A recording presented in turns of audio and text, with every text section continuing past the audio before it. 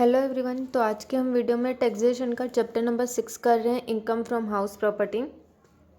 तो income from house property होता क्या है? तो जैसे कि यहाँ पे मैंने मीनिंग लिख ली है, a person is whose name the house property is registered is the owner of the house property and is liable to pay income tax on the income from the such house property। तो कोई भी house का honour है, ठीक है, house property का कोई भी ऑनर है, अगर वो अपना हाउस जो है उसके हाउस में से कोई भी इनकम आ रही है, उसके हाउस प्रॉपर्टी में से कोई भी इनकम उसको आ रही है, income from such house property, ठीक है, कोई भी हाउस प्रॉपर्टी का कोई भी ऑनर है, रजिस्टर्ड है उसका हाउस, ठीक है, और वो उसका ऑनर है और उसके हाउस प्रॉपर्टी में से कोई भी उसको इनकम आ रही है, तो वो लायबल होगा पे करने के लिए इनकम टैक्स को, ठीक है। तो उससे कहते हैं इनकम फ्रॉम हाउस प्रॉपर्टी।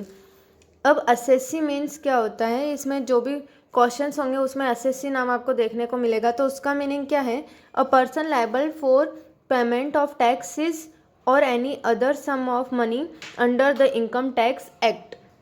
तो एक पर्सन जो होता है उसको पेमेंट करना होता है टैक्स का, ठीक है, under the income tax act. जो भी इनकम टैक्स एक्ट होता है उसमें उसके अंडर उसको टैक्स पे करना होता है। तो जो पर्सन टैक्स पे करता है उसे हम असेसी कहते हैं। इन शॉर्ट जो भी टैक्स पे करता है कोई भी पर्सन उसे हम असेसी कहते हैं। अब हम एग्जाम्पल 1 करते हैं।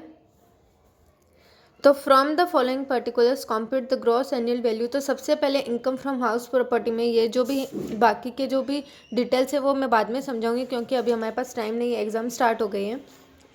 तो ग्रॉस एनुअल वैल्यू एग्जाम्पल 1 जैसे मैं बता रही हूँ, हाउस प्रॉपर्टी में ये पहले निकालना होता है, GAV वैल्यू निकालनी होती है, ग्रॉस एनुअल वैल्यू। तो इसमें क्या करना होता है, जब सबसे 4 स्टेप्स होते हैं सिर्फ। सबसे स्टेप 1 जो होता है उसमें A और B में से हमें हायर वैल्यू लेनी होती है, ठीक है।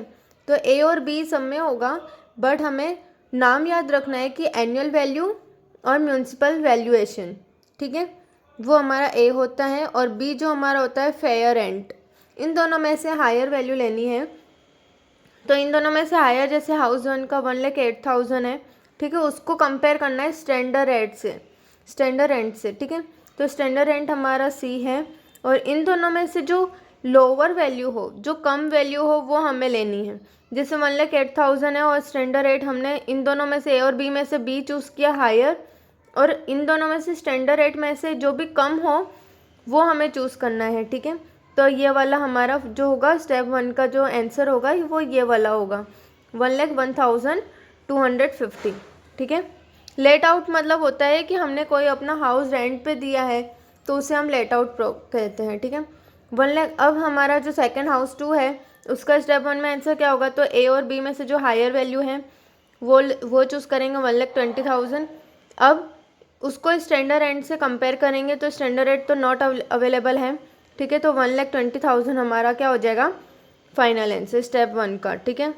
फिर इन दोनों में से हायर वैल्यू 3 लाख और इन दोनों में से लोअर वैल्यू 3 लाख, ठीक है। स्टैंडर्ड रेट की जो वैल्यू है वो ज़्यादा है इससे, तो हमने यहाँ पे 3 लाख लिया। यहाँ पे क्या लिया था? स्टैंडर्ड रेंट लिया था, ठीक है। यहाँ पे 3 लाख लिया B वाला, यहाँ पे C, जस्ट बिकॉज कि ये जो है इन दोनों में से छोटा ये था, इन दोनों में से छोटा ये वाला है, ठीक है। और यहाँ पे हमने ये लिया 120A बिकॉज यहाँ पे स्टैंडर्ड रेट नॉट अवेलेबल है, दिया ही नहीं हुआ है, ओके। तो स्टेप 2 में अभी यहाँ पे इलस्ट्रेशन में 2 डायरेक्ट बता रही हूँ। जैसे कि यहाँ पे भी ग्रॉस एनुअल वैल्यू हमें निकालना है। Properties of assessees ABC, 3 assessees हैं हमारे यहाँ पे, ठीक है। तो एनुअल वैल्यूज़ A और B को पहले हम कंपेयर करेंगे फर्स्ट स्टेप 1 में, ठीक है। यहाँ पे इन दोनों में से कंपेयर किया हमने, तो इन दोनों में से ज़्यादा है 2,70,000। अब इसको C से कंपेयर करना है, इन दोनों में से जो छोटा वो लेना है। तो इन दोनों में से छोटा क्या है? 2,01,600। तो वो हम यहाँ पे लिखेंगे। स्टेप 1 हमारा कंप्लीट हो चुका है, ठीक है। जैसे कि SSC B का भी देख लो, 1,26,000 है, 1,35,000 है, दोनों में से हायर वैल्यू ये है और इन दोनों में से जो स्मॉलर वैल्यू है, कम वैल्यू है, 1,35,000। तो यहाँ पे आ जाएगा 1,35,000, ठीक है।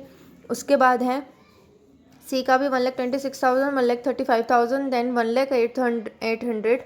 तो 1,08,000 हम यहाँ पे लिख देंगे, ठीक है। अब स्टेप 2 में क्या होता है कि एक्चुअल रेंट रिसीव्ड हमें लिखना होता है कि एक्चुअल हमें रेंट कितना रिसीव हुआ है और उसमें से माइनस करने होते हैं जो भी हमने उसमें एक्सपेंसेस किए हों, ठीक है। यहाँ पे वो डिटेल्स में लिखा हुआ है, बट वो मैं आपको इसमें क्वेश्चन में ही डायरेक्टली समझा दूंगी, ठीक है।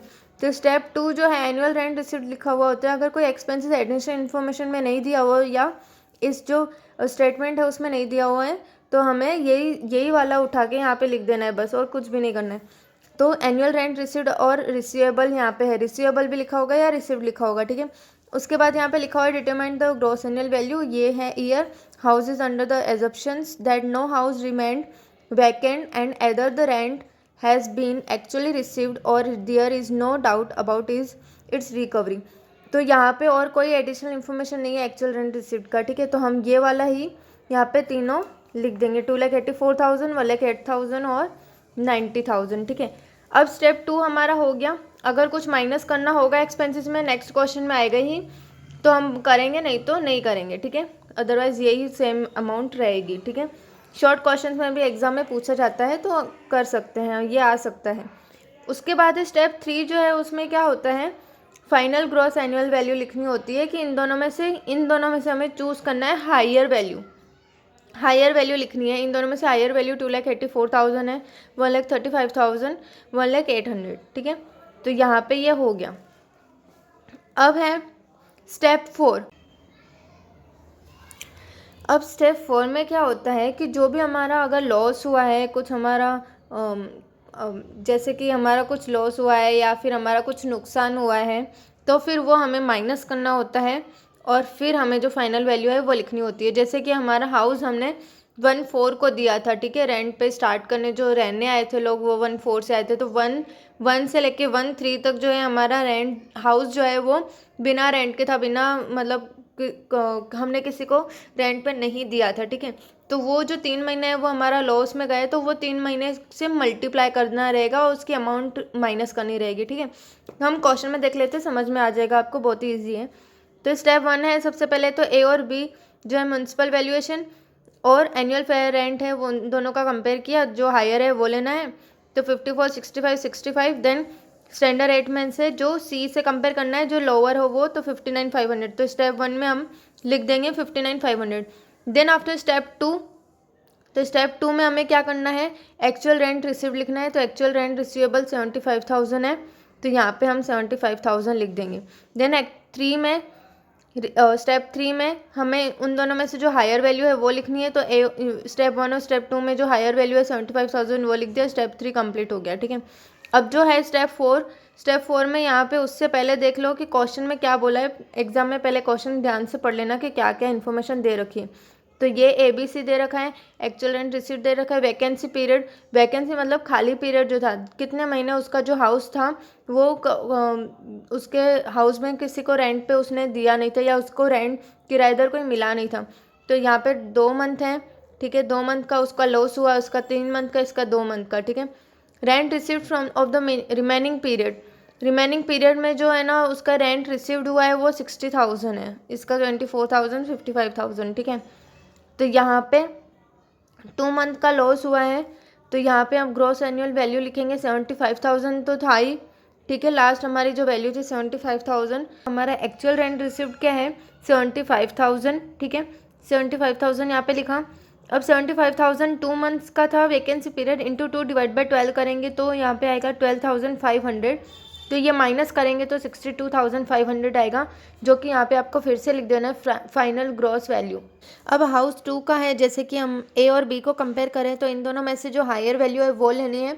तो 48,000 हम लेंगे। उसके बाद C से कंपेयर करेंगे स्टैंडर्ड रेंट से, तो जो लोअर होगा वो लेना है। तो 48, 42 तो 42। तो स्टेप 1 हमारा क्लियर हो गया कि उसमें क्या आएगा 42,000। देन आफ्टर हम स्टेप 2 करेंगे जिसमें हम एक्चुअल रेंट रिसीव लिखते हैं। अगर एडिशनल इन्फॉर्मेशन है, कुछ हमने एक्सपेंसेस किया है तो वो माइनस करेंगे और जो आंसर आएगा वो हमारा एक्चुअल रेंट रिसीव्ड होगा, ठीक है। पर यहाँ पे क्वेश्चन में हमारा यहाँ पे ये टेबल के बाद कंप्लीट हो जा रहा है, तो यहाँ पे हमें सिर्फ एक्चुअल रेंट रिसीव्ड लिखना है स्टेप 2 में, ये वाला 36,000, ठीक है। उसके बाद स्टेप 3 क्या होता है कि स्टेप 1 और 2 में से जो हायर हो वो लेना है। तो 42,000 हम फिर से लिखेंगे, ठीक है। अब फाइनल जो हमारा है स्टेप 4, उसमें हम क्या करेंगे, तो जो हमारा एक्चुअल रेंट रिसीव्ड हुआ है 36,000, ठीक है। जैसे कि यहाँ पे 75,000 था, हमने 75 इंटू 2 किया डिवाइड बाई 12 किया, तो यहाँ पे 36,000 इंटू 3 डिवाइड बाई 12 कर देंगे, ठीक है। तो हमारा यहाँ पे ग्रॉस एनुअल वैल्यू आ जाएगा। तो वैसे ही यहाँ पे करेंगे। सबसे पहले स्टेप 1 42,000 जो हायर था, उसके बाद 36,000 स्टेप 2 एनुअल रेंट जो हमारा रिसीव्ड हुआ था वो 36,000। देन आफ्टर स्टेप 3 इन दोनों में से जो हायर है वो तो 42,000। उसके बाद स्टेप 4 में 42,000 ये वाला यहाँ पे, उसके बाद और 36,000 जैसे कि यहाँ पे बताया था 36,000 जो है एक्चुअल रेंट का लेना है इंटू 3 डिवाइड बाई 12, तो इंटू 3 डिवाइड बाई 12 9,000 आएगा, माइनस करोगे 33,000 और इन दोनों फिर 33,000 ये जो है ये फाइनल हो गया, ठीक है। उसके बाद हाउस 3 इन दोनों में से जो हायर है वो 72,000, इन दोनों में से जो लोअर होगा वो 60,000। स्टेप 1 में 60,000 पहले लिखोगे, ठीक है, फिर 72,000 लिखना है, इन दोनों में से हायर हो वो स्टेप 3 में लिखना है, तो 72 दोनों ही, और यहाँ पे 60 है, यहाँ पे 72 है, तो यहाँ पे 72 ही आएगा, ठीक है। तो 60 72, ठीक है। स्टेप 4 लास्ट वाला है, तो 72 into 2 divide by 12, 72 into 2 divide by 12, 12,000 आ जाएगा। 72 में से माइनस करेंगे 60,000, ठीक है। फाइनल ग्रॉस वैल्यू हमारी आ जाएगी 60,000, ठीक है। अब हमारा है एग्जाम्पल 4 भी मैं इसमें ही समझा देती हूँ। एग्जाम्पल 4 में है जो थोड़ा सा डिफरेंट है, जो मैं आपको बोल रही थी कि हमारा एक्सपेंसेस भी हो रहा है वो हमें माइनस करना है एक्चुअल रेंट रिसीट से, तो वैसे टाइप का है, आई थिंक सो। तो सबसे पहले ए बी सी है वो हम कंपेयर करके लिख लेते हैं। तो हाउस 1 का मैं बता देती हूँ। इसमें a municipal valuation, expected fair rent, इन दोनों में से जो लोअर है वो हायर है वो लेना है, सॉरी 23,200। उसके बाद स्टैंडर्ड रेंट को कंपेयर करेंगे, जो लोअर है वो लेना है 22,720, तो ये हमने लिख दिया। स्टेप 2 में हमें लिखना है रेंट रिसिव्ड, ठीक है, एक्चुअल रेंट रिसिव्ड। तो एक्चुअल रेंट रिसिव्ड हमारा कहाँ पे है, तो यहाँ पे एग्जैक्ट नहीं दिया हुआ है कि एक्चुअल रेंट रिसिव्ड कितना हुआ है, ठीक है। Rent of monthly rent of the period when the house was in the occupation of tenant. तो टेनेंट का मीनिंग क्या होता है, किराएदार, ठीक है, यहाँ पे किराएदार, ठीक है। तो यहाँ पे rent of monthly rent of the period when the house was in the occupation of tenant, जब टेनेंट किराएदार ऑक्यूपाइड करके रखा था जब हाउस में, तब उनका मंथली रेंट जो था ना वो 2,240 आ रहा था, ठीक है। मतलब ये मंथली दिया हुआ है, हमें एनुअली निकालना है, ठीक है। तो एनुअली निकालने के लिए हम इंटू 12 करेंगे, ठीक है। वैकेंसी पीरियड 15 डेज का था। Unrealise rent all condition are satisfied 2,240। तो अनरियलाइज रेंट मतलब जो टेनेंट ने नहीं भरा, जो किराएदार ने हमें नहीं दिया हो रेंट, ठीक है। तो हम स्टेप 1 हमारा हो गया, ठीक है। उसके बाद है स्टेप 2 रेंट रिसीव्ड और रिसीवेबल एनुअल अनएक्सपेक्टेड रेंट। तो हमारा जो है यहाँ पे देखो, जैसे कि actual rent annual rent receivable लिखा हुआ है, ठीक है। एक्चुअल एनुअल रेंट रिसीवेबल मतलब पूरे साल का दे रखा है, तो हमें निकालने की ज़रूरत नहीं पड़ी, इसलिए हमने यहाँ पे सेम लिख दिया। पर यहाँ पे मंथली लिखा हुआ है और हमें ये ईयरली निकालना है, ठीक है।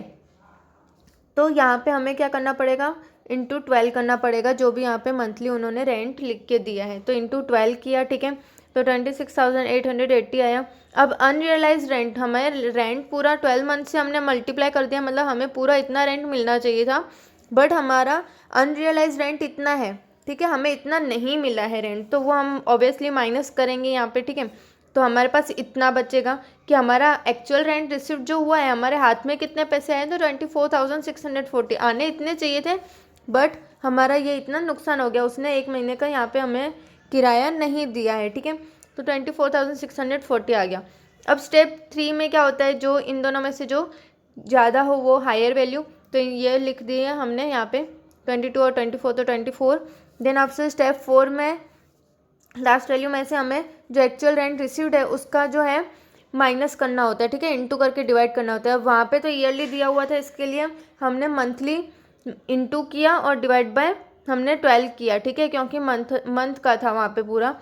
यहाँ पे डेज दिया हुआ है, तो यहाँ पे जो भी मंथली है, एक मंथ में 30 डेज होते हैं, तो 22 जितना है यहाँ पे 2,240 into 15 days into 15 divide by 30 लिखना है, ठीक है। तो ये आ जाएगा, ये इसमें से माइनस करोगे तो 93,420 हमारा फाइनल ग्रॉस वैल्यू आ जाएगा, ठीक है, ग्रॉस एनुअल वैल्यू। अब जैसे कि हाउस नंबर 2 है वो भी देख लेते हैं। इन दोनों में से हायर वैल्यू ये वाली ले ली, ठीक है। इन दोनों में से लोअर ये 27। स्टेप 1 हमारा कंप्लीट हो गया। स्टेप 2 में क्या करना है, तो इसको मल्टीप्लाई करना है 12 से, 2240 इंटू 12 26,880 माइनस करना है। इतना हमें किराया नहीं आया है तो ये माइनस करोगे 2160, ये हमारा स्टेप एक्चुअल रेंट रिसीव्ड आ गया। ठीक है, अब फिर स्टेप 3 में जो इन दोनों में से हायर है वो 27,000, ये हमारा आ गया। उसके बाद ग्रॉस एनुअल वैल्यू स्टेप 4 निकालना 27 करेंगे, बट एक्चुअल रेंट रिसिप्ट कितना है हमारा, यहाँ पे 2 मंथ्स का है। ठीक है, 2 मंथ्स रेंट है यहाँ पे 2 मंथ्स का, तो डायरेक्टली 2240 इंटू 2 कर दो कि 2 मंथ्स का नहीं मिला। यहाँ पे तो 15 डेज़ का था इसलिए हमने मल्टीप्लाई किया, 2 मंथ्स का नहीं है तो इंटू 2 कर दो, तो 4480 आ जाएगा। माइनस करोगे तो 22,520 आ जाएगा, वो हमारा फाइनल ग्रॉस एनुअल वैल्यू हो जाएगा। ठीक है, तो आई होप आपको हाउस 3 और हाउस 4 भी समझ में आ जाएगा। बाकी हम जिसका सम है वो हम फिर नेक्स्ट वीडियो में मैं आपको बता दूंगी। ओके, आई होप आपको ये समझ में आया होगा। ठीक है, थैंक यू।